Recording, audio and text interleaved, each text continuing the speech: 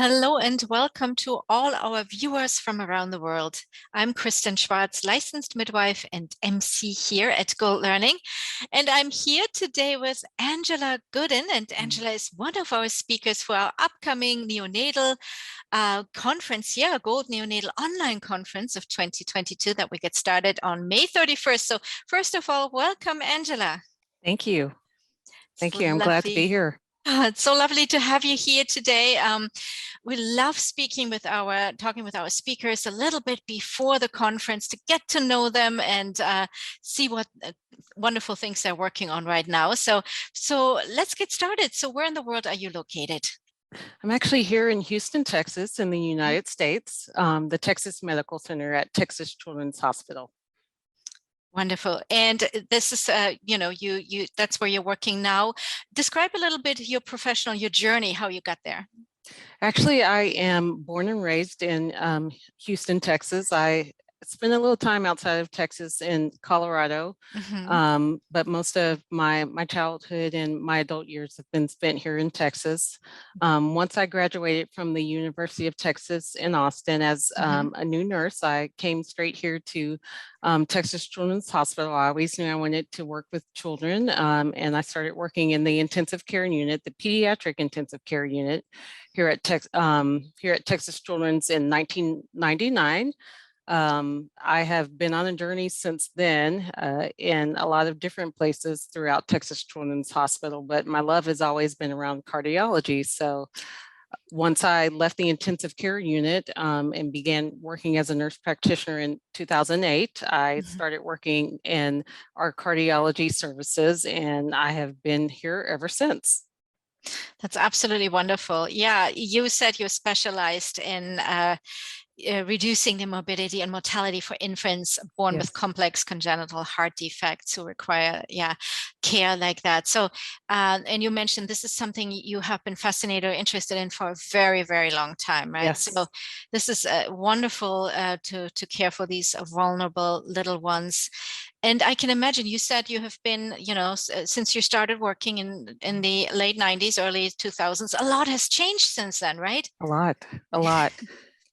Yes. So, I'm sorry. Go ahead. Yeah, tell me a little bit about the changes, and I can only imagine what you see now that were impossible 20 years ago or so, right?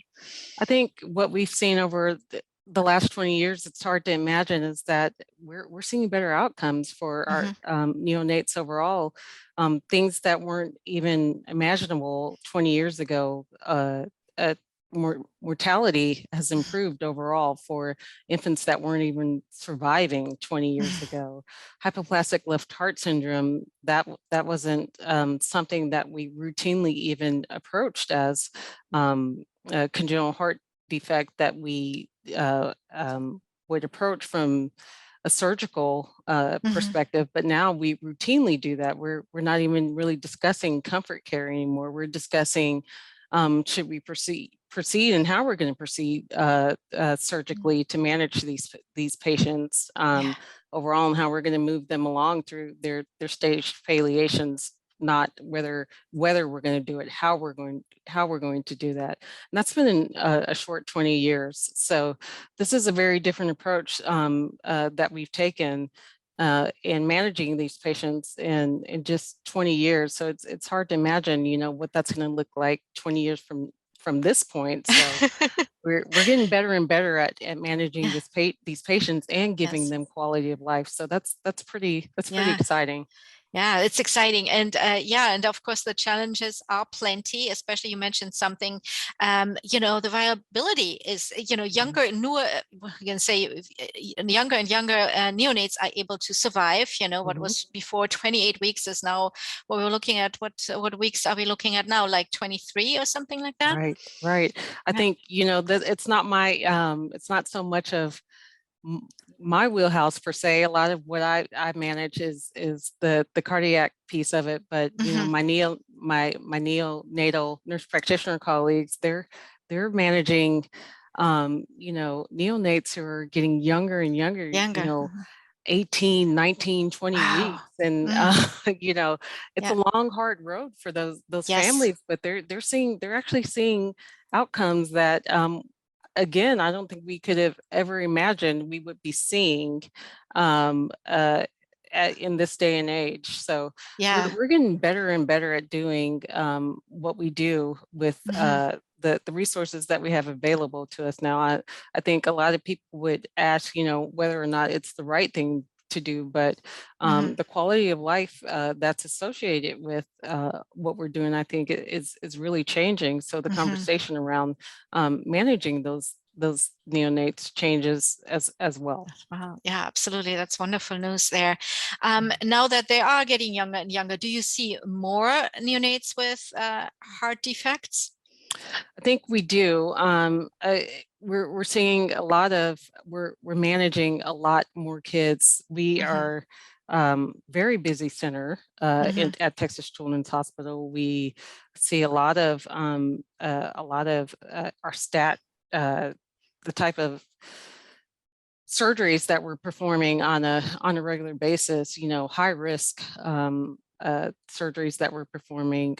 It's probably very, very much, it's very different than I think a lot of centers are probably seeing in different areas throughout throughout the country and throughout the world in a lot of different places. But I think that volume also helps us be able to do it well. We're not just servicing, Houston or even just the region. We're seeing kids from across the country, and that I think that helps us.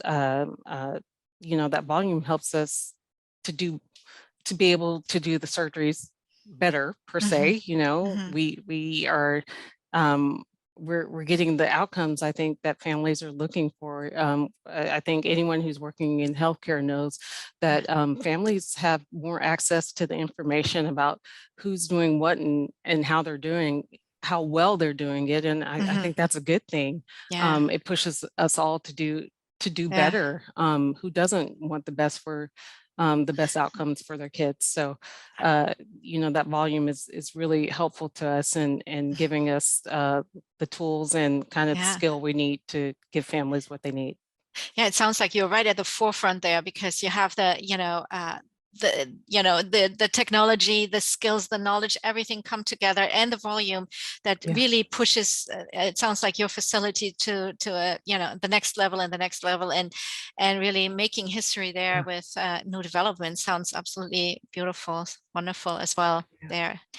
Yeah, and I have to ask you this question: it's a silly question, but I almost said, how did COVID influence? That's a broad topic, and I know you could probably talk for hours just on that. But anything that in the last 2+ years came up that you could talk about briefly here for you that really. Yeah, I think for us, like a lot of other centers, COVID was, it hit us all so hard. I think for us, just like anyone else, a lot of people were tired. We were also stressed by the situation that we were put in different ways than adult facilities, right? Like we weren't so hard hit by the volume of the stress of taking care of COVID patients per se. We were more stressed by, hey, our patient volumes were down in the beginning, so we had to constrict our services. We were more stressed by oh no, like we're back, the patient activity is back, and all of a sudden we got to ramp back up. It wasn't so much that we had a chance to prepare ourselves to, oh, patients are coming back next month or the month after. It was like a light switch went on and we got to get back to work. Well, we weren't really ready from a workforce standpoint. So I think, for us, it's been that ramp up of trying to get our workforce back, that workforce that constricted, over, a year and a half, as people's priorities changed. We had people who retired, and rightly so, because priorities changed. And we all know it's neonatal nurse practitioners aren't just standing on the corner waiting waiting to come work. They're like 4% of all of the nurse practitioners in America. So I think it's really, for us, it's been trying to get back to pre-COVID levels and really trying to meet the demand, which is really quite high right now. So it's really been more about getting back to work after having to constrict pretty quickly with all of the changes that happened with COVID. Wow. Thank you for sharing that. And I know congratulations are in order. Yes. You just did something amazing. You just earned your doctorate. So tell us just a little bit about that as well before I let you go. Yes, I just finished my doctorate of nursing practice. That's been something that has been going on over the last 3 years in the middle of COVID. That was an unexpected